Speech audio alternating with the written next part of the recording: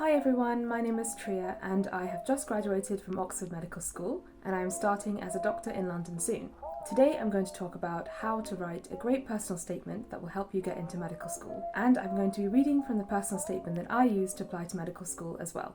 So I applied to Oxford Medical School, Imperial College London, King's College London and Queen Mary's, and with this personal statement I got into all four of those universities. Now, it's likely that your medical school interviewers will just skim your personal statement 5 minutes before meeting you at interview. So it's important that a good personal statement has a strong opening sentence. I think it's good to start with why you want to study medicine. Often people talk about their personal experiences, for example, you were in a car accident yourself. I think that's really great that you've been inspired to study medicine, but this is something that you should probably keep to yourself, because medical school interviewers generally don't like reading this type of thing. Instead, I think you should write a few sentences that demonstrate that you've really thought about what it takes to be a doctor and what it means to be a doctor, and that you think that you yourself are suited to the profession. So the kind of questions that you should be asking yourself at this point is, are you aware of the realities of being a doctor? And if you have, what have you done to consider this? For example, this could be doing work experience or talking to doctors themselves. So when you're writing these sentences, I don't recommend starting with, I want to study medicine because. I think you could be a little bit more inventive with this. So now I'm going to read what I wrote in my personal statement.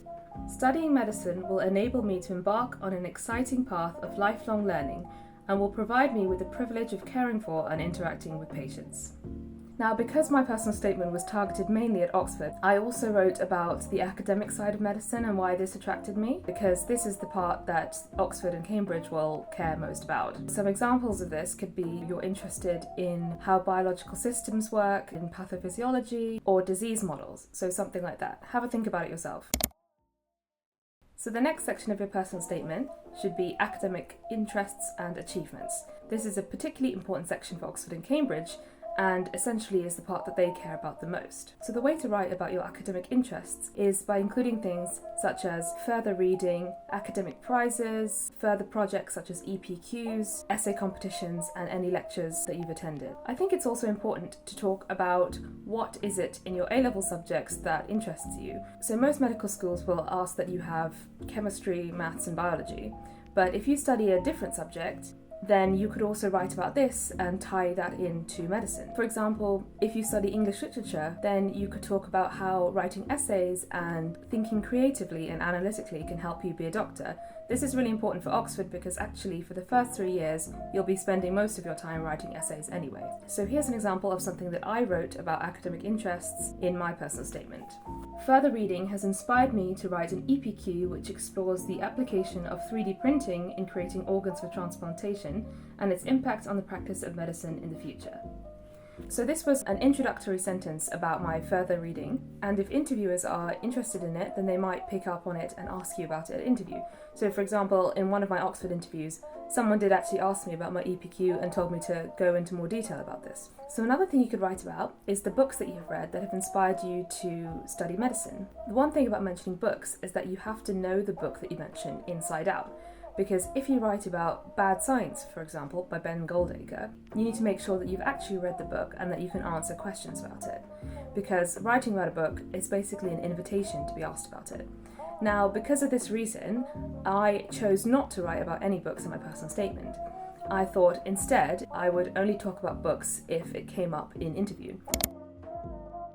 So the next thing you want to talk about is your work experience. Work experience is really important because it shows that you've considered the realities of medicine and whether this is a career that's suited to you. Now, a lot of people are really worried about work experience because it's notoriously difficult to get a work experience placement, especially during the pandemic. It's not important what hospital you went to, whether you went to a very famous hospital and spent time in a very high-flying ward. It's more important that you've done something and that you've reflected on your experiences there and you've thought about what that means to you. So when it comes to writing about work experience in your personal statement, remember to reflect on events and don't just boast or write a list of things that you've done. So now I'll read you something that I wrote in my personal statement about work experience. During my time at Luton Hospital, I saw that while conflicts of opinion between doctors and patients can be frustrating, it is vital to ensure that patients' views and aspirations remain central in making decisions about their care. So the next section that you need to talk about is your volunteering. Volunteering is an important part of your application because medicine ultimately is a caring profession and you have to be able to show your dedication to helping people. So it's great if you can volunteer in something that's related to medicine somehow. For example, you could be helping out in a care home or at your local hospital. However, if you don't have something like that, don't worry. You can still volunteer somewhere else and it can still demonstrate your communication skills and your interest in helping people. For example, you can be working at a charity shop or even helping your neighbours with their shopping. I'll read you something that I wrote about my volunteering. My weekly volunteering sessions at a care home has taught me that patience and kindness are key in reaching out to vulnerable patients.